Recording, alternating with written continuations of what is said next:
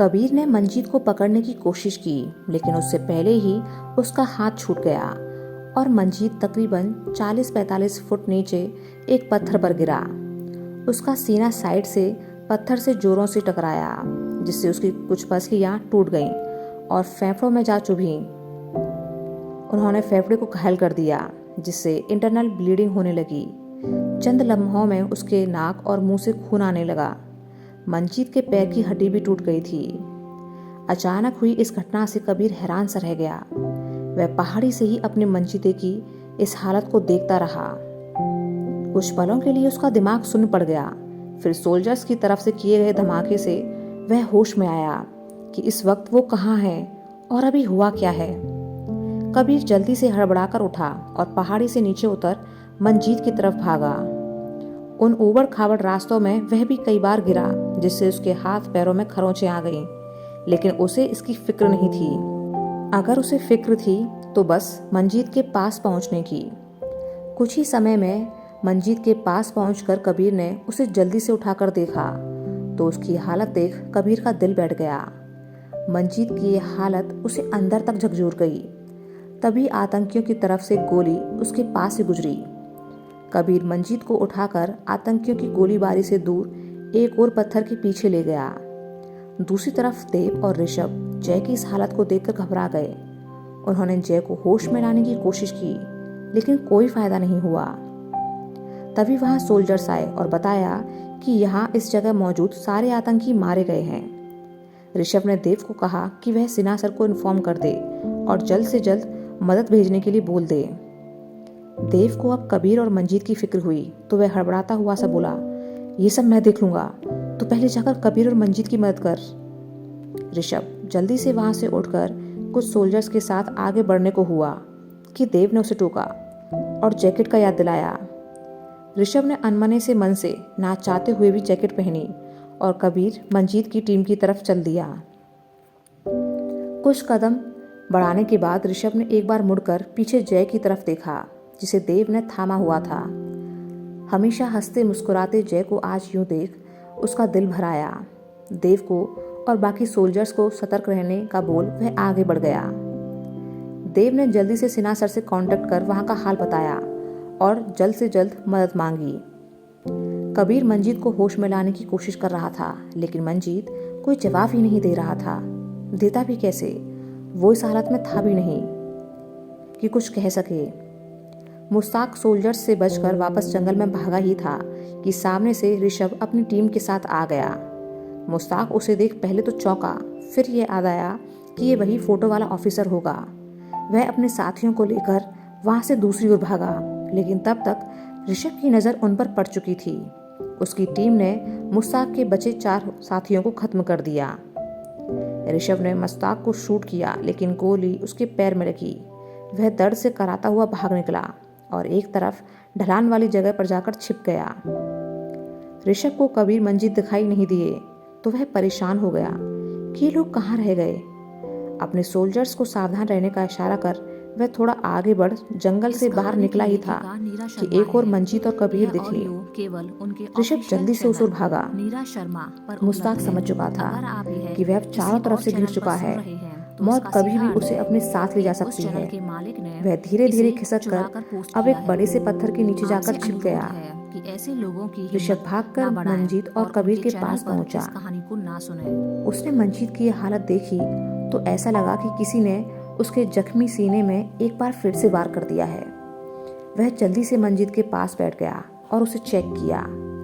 मंजीत की खराब हालत देखकर वह कबीर से बोला, क्या हुआ मंजीत को?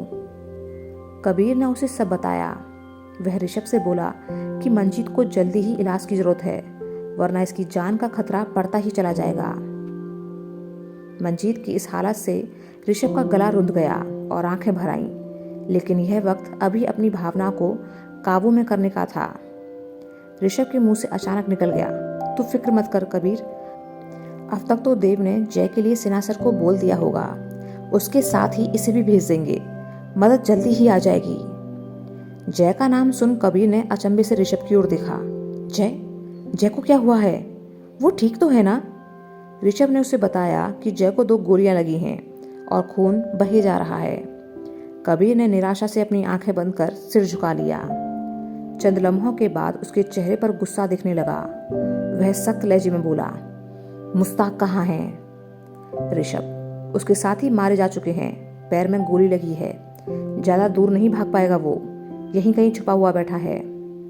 कबीर उठ खड़ा हुआ, तू मंजीत को संभाल और जल्द से जल्द इसे और जय को हॉस्पिटल भेजने का इंतजाम करो। याद रहे, इन दोनों को कुछ नहीं होना चाहिए। मैं जाकर उस मुस्ताक को देखता हूँ। ऋषभ, उसे तो मैं मारूंगा। कबीर गुस्से से बौखलाते हुए बोला, नहीं, उसे मैं ही मारूंगा, फिर चाहे वो अकेला हो या उसके साथ 10 लोग हों। तुम लोग बस जय और मंजीत को बचाओ। कबीर तेज कदमों से वहां से चला गया। उसे आज तक इतने गुस्से में ऋषभ ने कभी नहीं देखा था। सिन्हा सर ने जब दोनों ऑफिसर के घायल होने की बात सुनी तो वह भी मन ही मन परेशान हो गए। उन्होंने जल्दी से उन लोगों के लिए मदद भेज दी। ऋषभ सोल्जर्स के साथ मंजीत को उठा देव के पास लेकर आया। मंजीत की हालत देख देव की आंखें नम हो चली। कुछ वक्त बाद खुद को संभालने के बाद देव ने ऋषभ से पूछा कि वो क्यों कबीर को अकेले छोड़कर आया है। ऋषभ ने बताया कि कबीर इस वक्त बहुत गुस्से में है और उसकी बात नहीं सुनी उसने। देव ने ऋषभ को दोनों घायल दोस्तों के पास छोड़ा और सोल्जर्स की मदद से उन्हें जंगल से बाहर निकलने के लिए बोला ताकि उन तक मदद जल्दी पहुंच सके। ऋषभ देव और कबीर को ऐसे अकेले छोड़कर नहीं जाना चाहता था, पर जय मंजीत के साथ भी किसी को होना चाहिए। वह जानता था कि देव कबीर को किसी भी कीमत पर अकेले नहीं छोड़ेगा, इसलिए उसने देव को जाने दिया और खुद सोल्जर्स के साथ जय मंजीत को लेकर जंगल से बाहर की ओर चल दिया, जिधर से वो अंदर आए थे।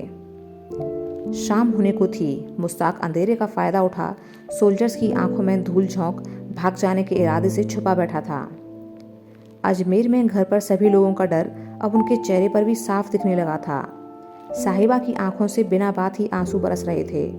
अंश बार बार उससे पूछ रहा था कि आप रो क्यों रही हो, लेकिन उसके पास खुद ही इस बात का कोई जवाब नहीं था। किसी अनहोनी की आशंका से उसका दिल बैठा जा रहा था। राधा माँ, तारा और मौली उसे बार बार समझा रहे थे, तो दूसरी तरफ जय के पापा का दिल बैठा जा रहा था। इतना वक्त हो गया था और अब तक जय की कोई खबर नहीं थी। घायल भले ही 2 साथी हुए थे, लेकिन तकलीफ 5 के दिलों में थी। कबीर अंदर ही अंदर इस आग में जल रहा था कि जो भी हुआ है उसकी वजह से हुआ है। वह मुस्ताक को आज किसी भी कीमत पर खत्म करना चाहता था, वो भी अंधेरा होने से पहले। कबीर के साथ देव भी आ गया। वह उसे डांटने को हुआ, फिर उसकी नम आंखें देख चुप हो गया, क्योंकि इस वक्त एक दूसरे को संभालने से भी ज्यादा जरूरी था तो बस मुस्ताक की मौत। सभी मुस्ताक को ढूंढने लगे। जल्द ही ऋषभ तक मदद पहुंच चुकी थी। दोनों घायल दोस्तों को गाड़ी में लिटा ऋषभ उनके पास ही बैठ गया। उन्हें अब सीधे बेस निकलना था, लेकिन उससे पहले गाड़ी में मौजूद डॉक्टर्स ने जरूरी ट्रीटमेंट देना शुरू कर दिया। ऋषभ की आंखों के सामने बार बार अंश, साहिबा और माही का चेहरा घूम रहा था कि क्या जवाब देगा उन्हें अगर इन दोनों को कुछ हो गया तो। ऋषभ को अब अपने माँ बाबा की भी याद आ गई। उसने अपनी नम आंखों को चुपके से पोंछ डाला और दोनों दोस्तों के हाथों को अपने हाथों में ले लिया। बेस पहुंचते पहुंचते शाम हो चली थी। वहां दोनों दोस्तों को जल्दी से हॉस्पिटल में एडमिट कर दिया गया। सुनी और राशि कुछ वक्त पहले ही वहां पहुंची कि वहां कुछ हड़बड़ाहट सी महसूस की। उनसे आगे कुछ ही दूरी पर कुछ सोल्जर्स और डॉक्टर्स जल्दी से भाग रहे थे। पूछताछ करने पर दोनों को पता चला कि 2 ऑफिसर्स मिशन के दौरान बुरी तरह घायल हुए हैं और अभी अभी उन्हें यहाँ लाया गया है। तो दोनों डर गईं कि कहीं ये दोनों उन 5 में से तो कोई नहीं है। वो अब आईसीयू की तरफ चल दी कि पता तो चले कि आखिर कौन है ये घायल ऑफिसर्स। मुस्ताक बार बार जगह बदल रहा था।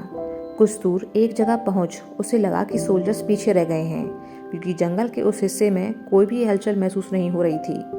वह अपने पैर की चोट से कराता और थका हुआ सा आराम से एक बड़े से पेड़ के नीचे बैठ आंखें बंद कर सुस्ताने लगा। उसने अपनी गन एक ओर रख दी। 2 मिनट ही हुए थे कि उसे कुछ आहट सुनाई दी।